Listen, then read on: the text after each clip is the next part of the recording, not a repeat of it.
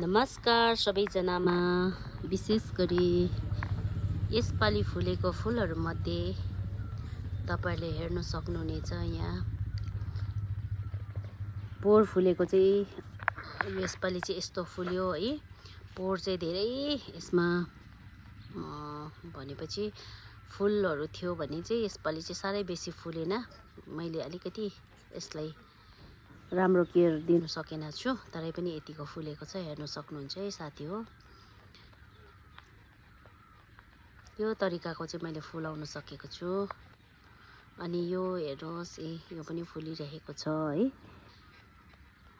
यसपालिको सिजनको चाहिँ यस्तो तरिकाको पनि फुलेको छ। हेर्नुहोस् न, यो चाहिँ भर्खरदेखि फुल्नु थालेको छ। भर्खरदेखि राम्रो फक्रियो हो।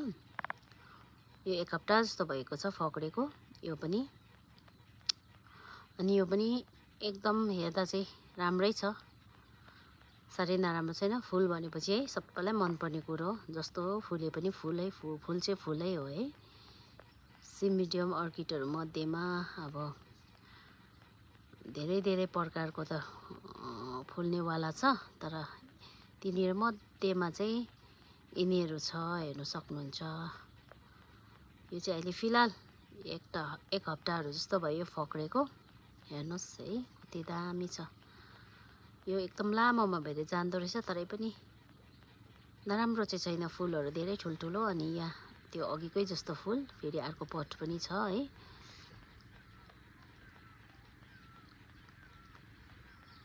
यिनीहरू पुरानै